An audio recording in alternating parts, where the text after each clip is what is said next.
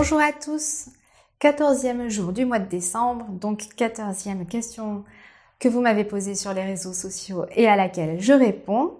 Et aujourd'hui, donc je réponds à Karine sur Instagram qui me demande « Est-ce qu'un chalumeau de cuisine peut suffire pour la fonte ?»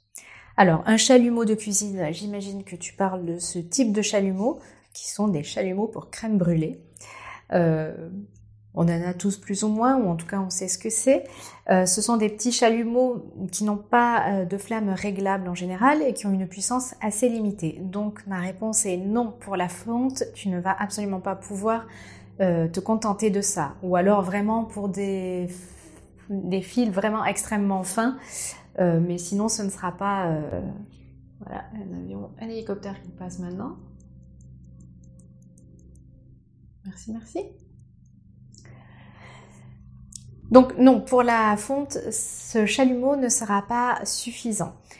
Ceci dit, pour des petits travaux de soudure ou du petit recuit, c'est amplement suffisant pour commencer. Moi, j'ai utilisé ce chalumeau durant peut-être 3 ans à mes débuts. Alors évidemment, il y a des choses que je ne suis pas arrivée à faire, des soudures sur du métal qui était trop épais et que je n'arrivais pas à faire.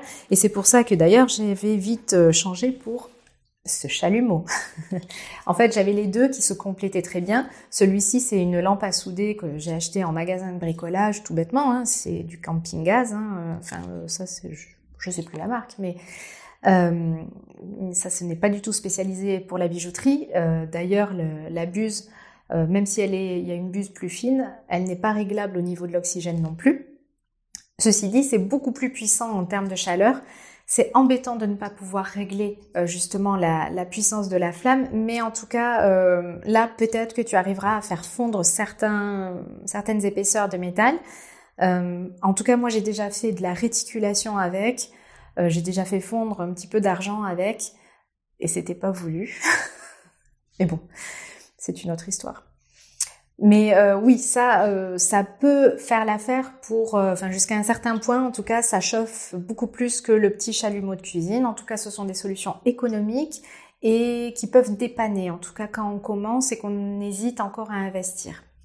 Mais puisqu'on parle d'investissement et de fonte, je te conseille quand même, si tu as une centaine d'euros de côté, c'est d'investir dans un chalumeau brésilien de la marque, et je crois qu'il y en a qu'une de marque, mais je suis pas sûre, mais en tout cas la marque Orca en fait.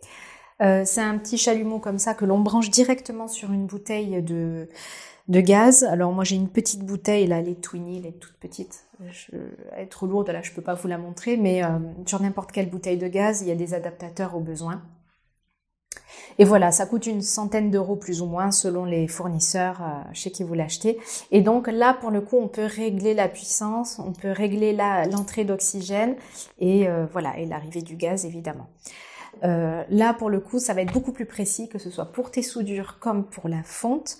Et je te conseille, si tu es un petit peu plus sûr de toi et que tu as quelques sous de côté, de prendre plutôt un chalumeau au moins de ce type-là. Après, il y a des chalumeaux évidemment de bijoutier, ceux qui sont à crapaud, c'est ceux que j'utilisais à l'école, que l'on appuie avec le pied.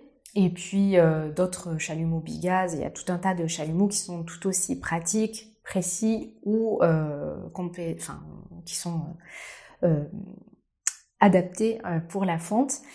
Et là, ce sont parfois des investissements un petit peu plus conséquents. Mais en tout cas, pour débuter, le chalumeau de cuisine pour les soudures, la lampe à souder non pas pour souder, bien que ce soit le cas, mais pour fondre des petites choses, et puis le chalumeau Orca quand on est un petit peu plus certain de ses compétences et de ses créations. Voilà, j'espère avoir répondu à ta question. Moi, je vous dis à demain pour une prochaine question. Bye bye!